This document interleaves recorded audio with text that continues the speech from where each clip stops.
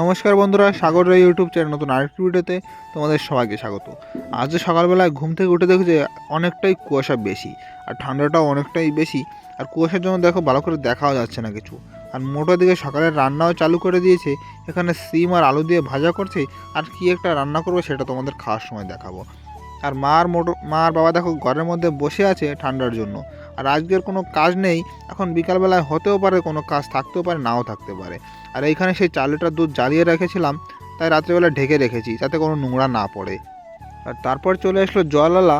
এই জলওয়ালা দেখো এই গাড়িতে করে জল নিয়ে এসে, এটা ঠিক না এর বাবা না কাকা হয় কি একটা হয়, একটা বাচ্চা ছেলে, সে জল ড্রামগুলো দিচ্ছে। 2টো ড্রাম রাখছি, কারণ না 2-3 দিন পর পর জল দিতে আসে, তো সেই কারণে। আর বাবা দিকে লাড্ডু বানাবে বলে বুন্দিটা মেপে নিচ্ছে, আর মা এদিকে চিনিটা মেপে চিনিটা গালিয়ে নিচ্ছে। তারপরে বাবাকে খেতে দিয়ে দিল। আর ওদিকে আমাদের লাড্ডুও বানানো হয়ে গেছে। লাড্ডুটা আজকে 3জন মিলেই বানিয়েছি।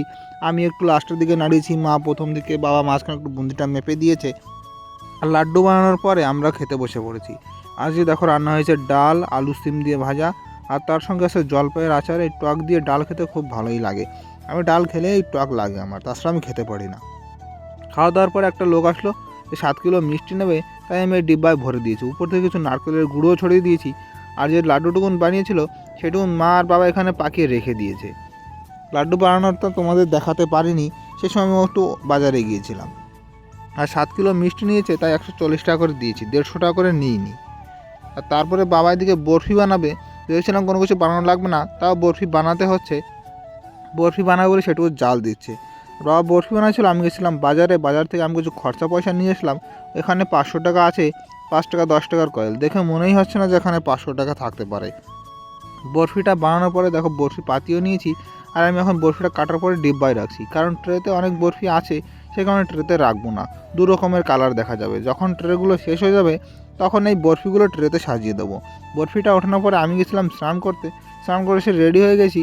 আর স্নান করে এসেই জামাটা পরে নিয়েছি, কারণ শীত লাগছিলো, সেই কারণে জামাটা পরতে হয়েছে। আর স্নান করার পরে আমি আবার ডিব্বা বানাতে বসলাম। ডিব্বা বানানোর সময় তোমাদের আর ভিডিও করে দেখাতে পারিনি, মাঝখানে মনে পড়লো যে না ভিডিও করতে হবে, তাই এটুকু আর আঠা আছে। এখন এটুকু আঠা দিয়ে যতটুকুন বানা যায়, এই দেখো ডিব্বা। আর এই পিছনেও আছে, পিছনে থেকে নিয়ে নিয়ে ওইখানে রাখছি, তারপরে আস্তে আস্তে বানাচ্ছি। আর প্রায় 1 ঘন্টা বানানোর পরে আমার 80-85টার মতো ডিব্বা বানানো হয়ে গেছে। আঠা শেষ হয়ে গেছে, তা না হলে হয়তো আরও বানাতাম। আর ডিব্বা বানানোর পরে আমি একটু শুয়েছিলাম, আর দেখলাম রাত্রে রান্নাও এখানে শুরু করে দিয়েছে।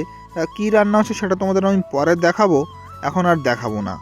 আর মা দেখো এদিকে আটাটা মেখে এদিকে গোল গোল করে রেখে দিয়েছে। আমাদের সবার জন্য গুনে গুনে বানানো হয় আটা, যাতে আটাটা ফেলানো না যায়।